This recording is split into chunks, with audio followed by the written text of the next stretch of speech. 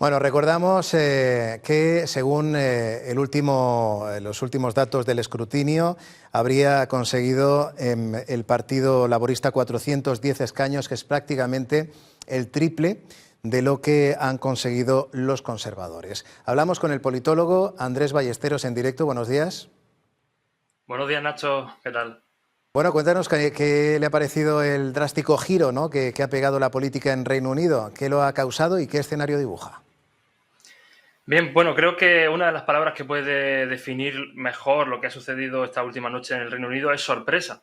Y no tanto por el resultado global, que eso yo creo que estaba más que claro viendo, bueno, las dinámicas de las encuestas de los últimos años y también las elecciones locales que han tenido lugar los últimos dos años en el Reino Unido, que vapuleaba el Partido Laborista al conservador, bueno, sistemáticamente, sino en los datos que nos deja estas elecciones, ¿no? En primer lugar, hay que destacar el aumento del abstencionismo global, lo cual es muy raro porque estas se suponía que iban a ser unas elecciones de cambio. Después de, bueno, casi 20 años después de la última victoria laborista, que fue en 2005, pues esta iba a ser otra vez una victoria del Partido Laborista que relanzara su política después de unos muy malos resultados en 2019, de unos muy buenos resultados en 2017. Parecía como que el Partido Laborista le costaba arrancar y ahora por fin podía tener la oportunidad, ¿no?, de centrarse en el poder. Pues bueno, estas elecciones que parecían que eran de cambio, en realidad se está viendo que se han tomado por la sociedad como un poco con apatía, ¿no? De hecho, bueno, los datos todavía no son oficiales ni están confirmados, pero parece que va a bajar en torno a 6 puntos porcentuales, lo cual es un dato bastante relevante. Este dato hay que verlo en perspectiva con los datos de votos a los diferentes partidos, ¿no? Por ejemplo, también sorprende la caída de votos laboristas, es decir, Keir Starmer va a ser primer ministro con un número de votos inferior al que consiguió Jeremy Corbyn en 2019, a pesar de aumentar su porcentaje de votos. Esto es explicado evidentemente por la abstención que estábamos comentando. Y bueno, evidentemente la gran sorpresa, la gran caída de los conservadores, que ya no era tan sorpresa, sino más bien dónde ha sido, ¿no?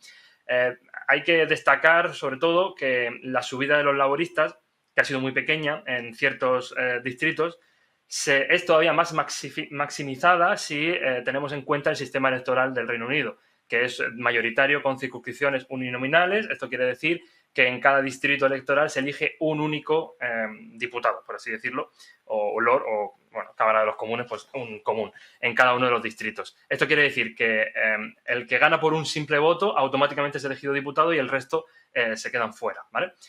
Claro, este sistema, que en ciencia política está más que demostrado, que tiende hacia el bipartidismo y que suele también a la vez generar mayorías más estabilizadas, más, digamos, es más fácil conseguir una mayoría absoluta, pues tiene también unas implicaciones, que es que, bueno, pues a la hora de contar los votos vemos que no hay una gran diferencia, o digamos, no hay una diferencia tan salvaje entre el número de votos de conservadores y laboristas, pero sí que hay una diferencia muy salvaje en el número de escaños.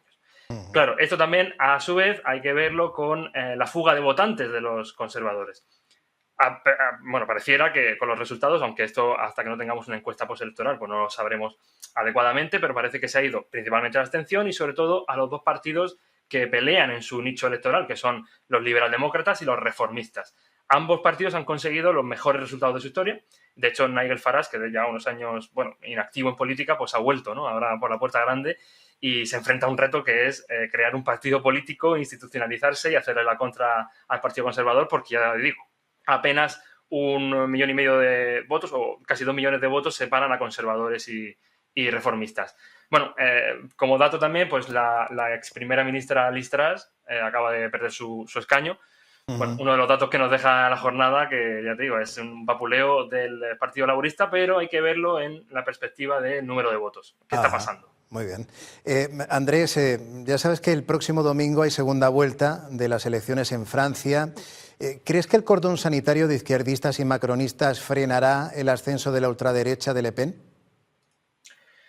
Bueno, ese cordón sanitario que todavía no está del todo definido y que todavía parece que bueno, tiene que terminar de perfilarse en según qué distritos, parece ser que puede dar, según las últimas encuestas, un buen resultado al anti-lepenismo, ¿no?, que son todos los partidos, a excepción quizá de los republicanos, que están ahí un poco entre medias, a veces sí que se muestran más proclives a un gobierno de Le Pen, a veces no, pero sí que daría una mayoría absoluta de los antilepenistas. Pero claro, esto representa un problema muy fuerte, porque el simple hecho del Frente Popular ya es bueno, una mezcolanza de partidos y de líderes que es difícil de gestionar, y si a esto también le sumas el hecho de que va a estar ahí el partido de Macron, pues bueno, hay que ver cómo eso puede generar una mayoría parlamentaria que se adecue con el primer ministro y que además esté bien, bueno, bien acordado entre Macron y la Asamblea, ¿no? La Asamblea Nacional.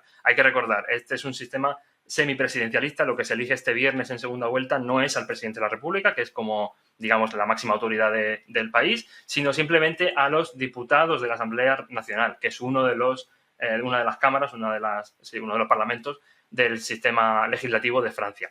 En este caso, la votación tiene unas características que son un poco raras para los españoles.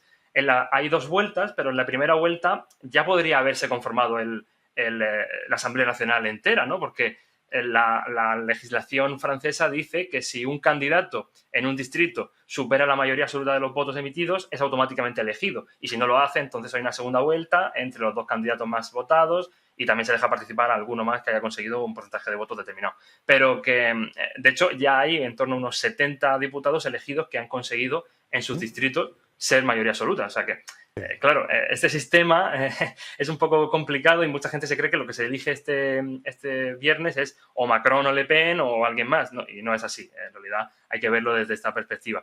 Claro, un gobierno del partido de Le Pen, o sea, una mayoría del partido de Le Pen en el Congreso, en la Asamblea Nacional, bueno, sería muy difícil de gestionar por Macron. Entonces esto, claro, evidentemente porque habría un bloqueo legislativo, pero eso podría acrecentar la convocatoria de elecciones, esto hay que cogerlo con pinzas, de Macron en un momento determinado, porque serían unos años, creo que quedan 2 años y medio de legislatura, 2 años y medio de bloqueo puro. Bueno, pues vamos a ver si funciona o no ese cordón sanitario este próximo domingo. Y en cuanto a las elecciones europeas, a 4 meses de esos comicios, elecciones en Estados Unidos, bueno, la candidatura de Biden se tambalea tras el desastroso debate electoral.